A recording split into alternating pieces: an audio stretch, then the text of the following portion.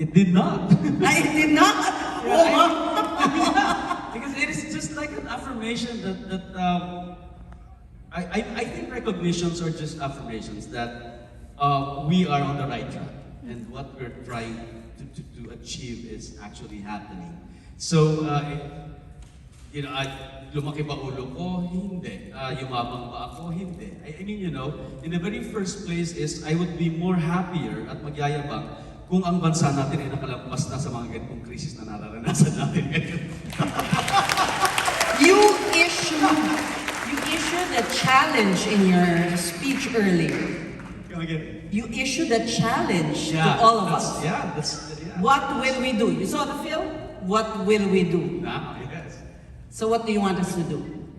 I mean, I'm asking everyone because, I mean, one person couldn't just do it alone. Mm-hmm. I mean, so I don't know. Tell everybody to watch HBO Go, to watch the film on HBO Go. That's one thing that I suppose we should do because especially we are about to elect our leaders in the country and this film should awaken their eyes, the people.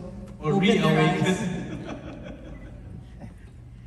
But in terms of offers, I'm sure they're like flooding now, flooding your desk, your Not like a tidal email. wave, but there's a lot.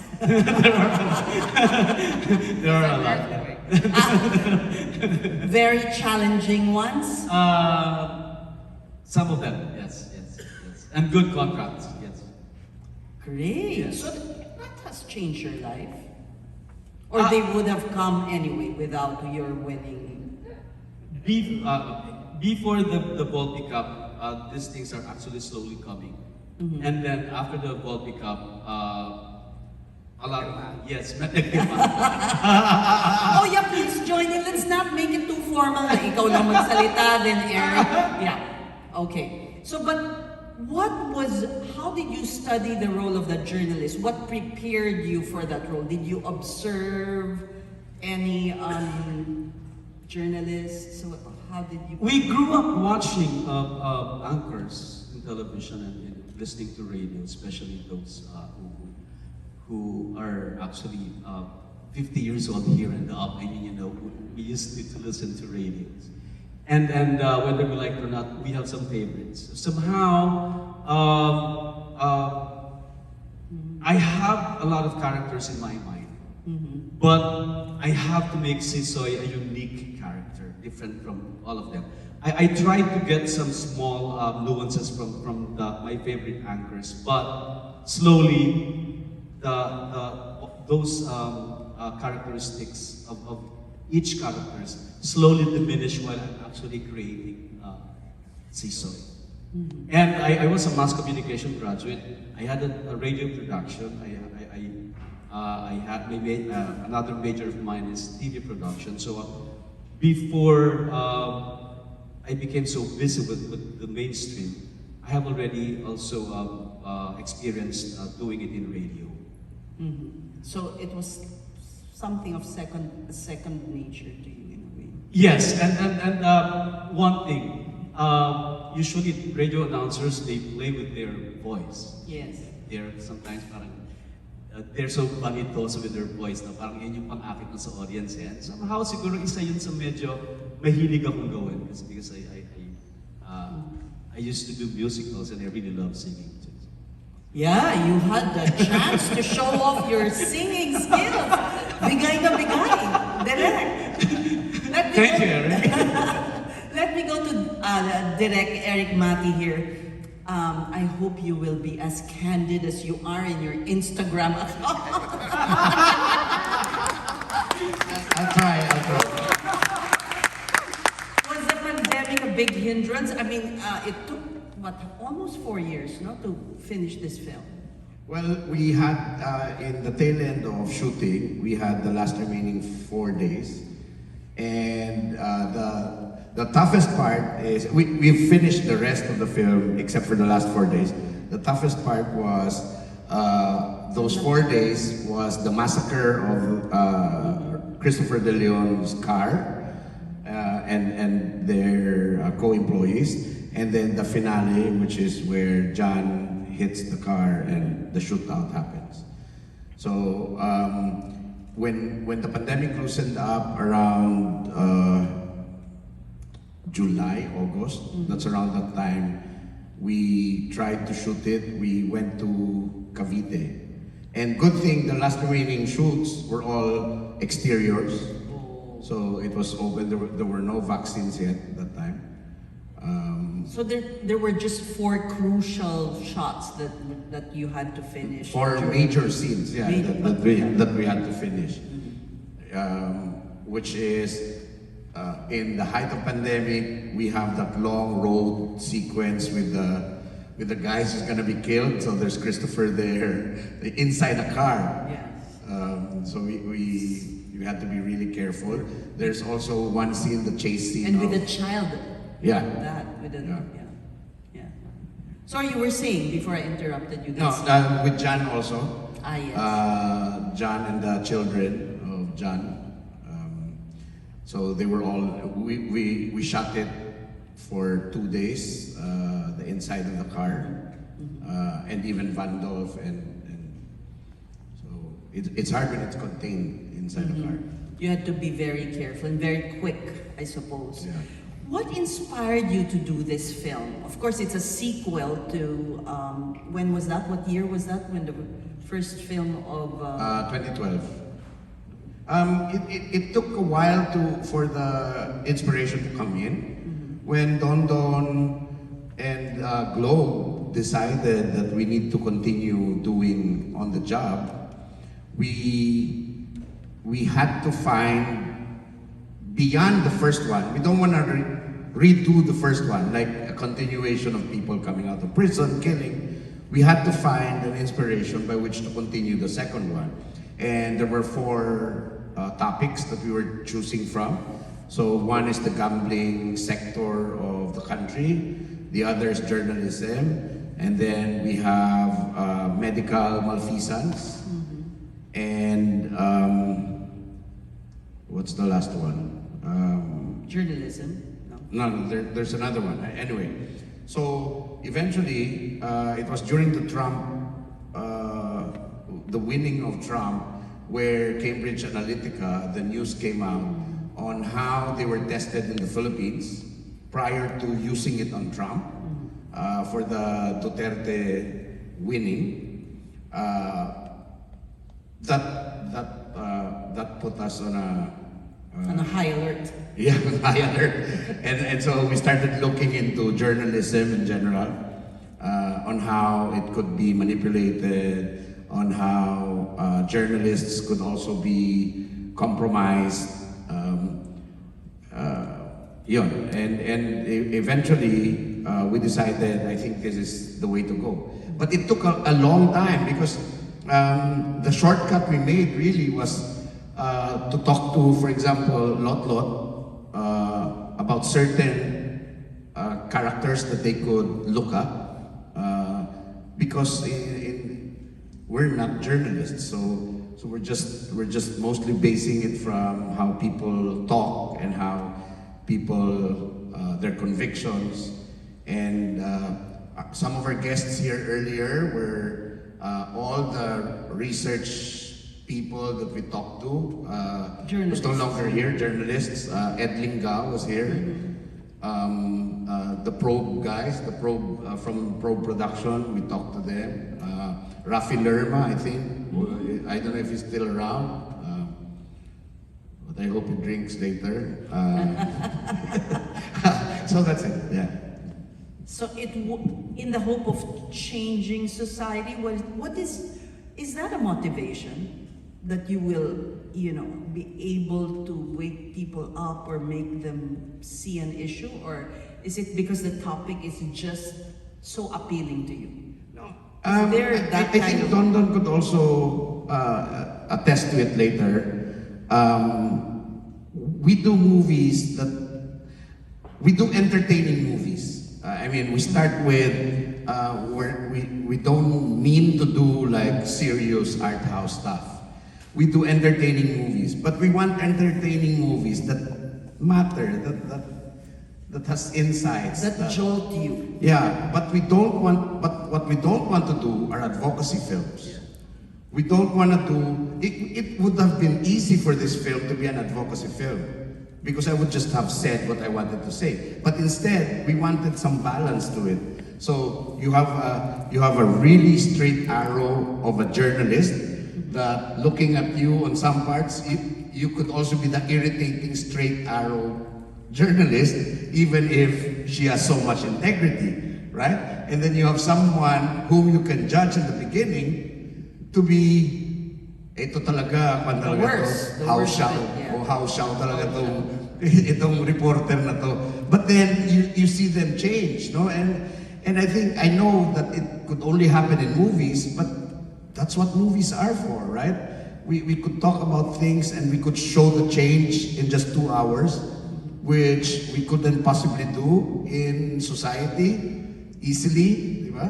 Here, you see Sisoy in the first hour and a half being this arrogant, fame whore, and then, right? And then midway, he becomes this serious.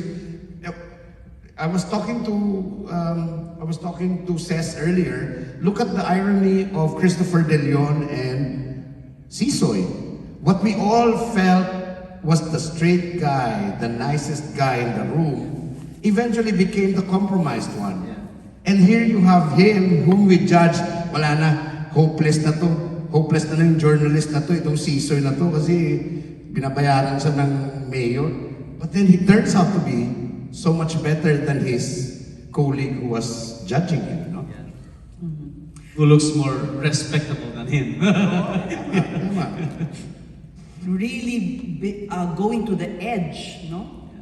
Risking your life. Yeah. What? You were so brilliant in the film. Amazing. How do you do it? What's the preparation that's involved there? You know, I can speak for him. Oh, sige, please. Para hindi ikwan. Para hindi mo ka Para hindi siya bubuhat nagbubuhat ng ng bangko. sarili. I can speak for John. This is a tough material to work on because just imagine the party scene, the whole monologue, that was probably 2-3 pages long.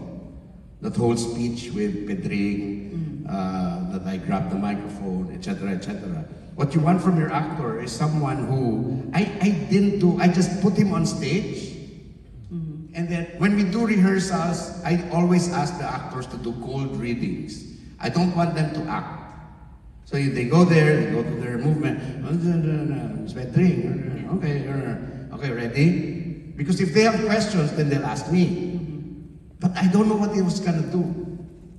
And yeah, You didn't tell him what he was gonna do. yeah. And then he did the whole thing.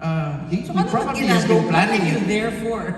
Huh? I mean, if you leave him to do it, Yeah. you're just there to be the guy. I think it comes with preparation. Of course, we've had readings prior to that. We've had discussions about what this scene is about.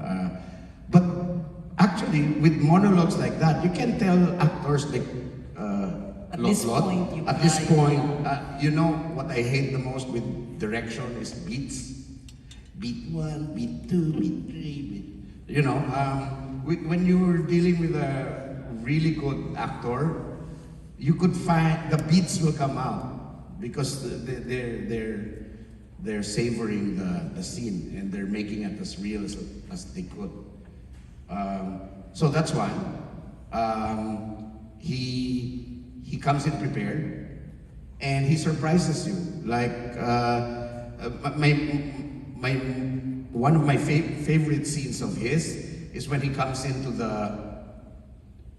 La Paz before Christopher fights with him, and then he has this panache of "What's up, people of La Paz?" Those are all John Arcillas. I mean, the only instruction he got from me was come in with a bang. I said, it's not in the script. But I just said, come in with a bang, oblivious that the whole office is like really scared because it's gonna close down. And he comes in there, what's up, people of La Paz? Magaling, magaling. Now let's go to Lot. Just to add a little, I think acting is so magical that you can only see the character from the outside, but we can actually see that character from the inside.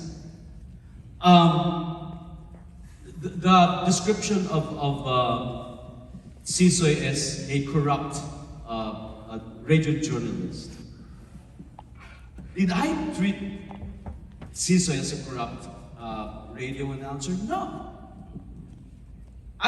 Sisoy will not just wake up one morning and say, I'm going to be a corrupt. He has his life.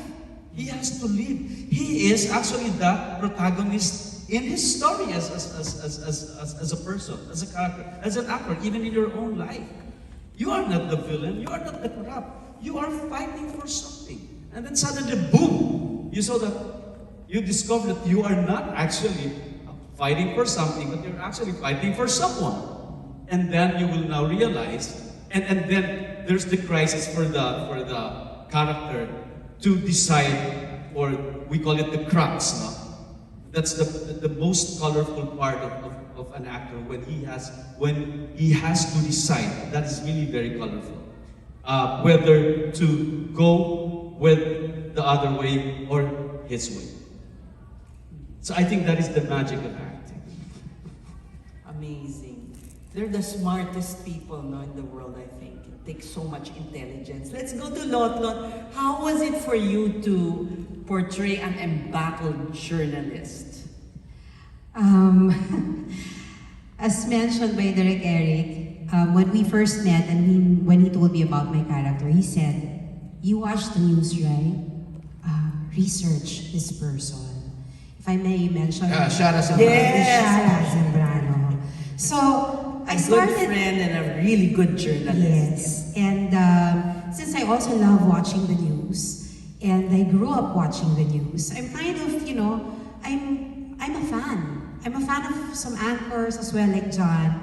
And but it's different when you see journalists on the ground. When you see them standing there sa ulan, may mga nagbabarilan, they're fighting, they're in the middle of war or whatever, but they're there because they want the story to be told. They want the truth to be told. So this is what I put in Wing, more or less. Because she's very stubborn. She's kind of self-righteous in a way, which helped naman because she was able to push and guilt-trip Sisoy into, realizing at least na let's do something about what's happening because it's all wrong. So, Did you ever get to meet with Shara Zambrano, or you just watched her coverages? I watched her. She was chased by the Chinese Coast Guard. Yes, I watched her with a lot of videos and some other journalists also as well. But we were able to chat on, I think, Direk Erik's Instagram, and we said hello to each other there. But I would really love to meet her one of these days in person. And does she know that she was somehow Part? the inspiration or somebody you observed? Yes, I think it was told to her. Direk Erik mentioned to her, I think, yeah. Wow. But of course, she was so humble and said, ganyan ba ako? Parang... What can you say about the situation of journalists at present who are, continuing to do their work, being exposed to so much risks, especially in the heat of a political campaign? It says I have so much respect for all journalists and reporters whose only intention is to tell the truth, regardless of what they have ahead of them. For their principles and their strength and the courage, hindi po mababayaran yun. So, Weng's character is for all the journalists and writers and reporters out there. I just have one question. Matagal ko nang gustong tanungin ito eh.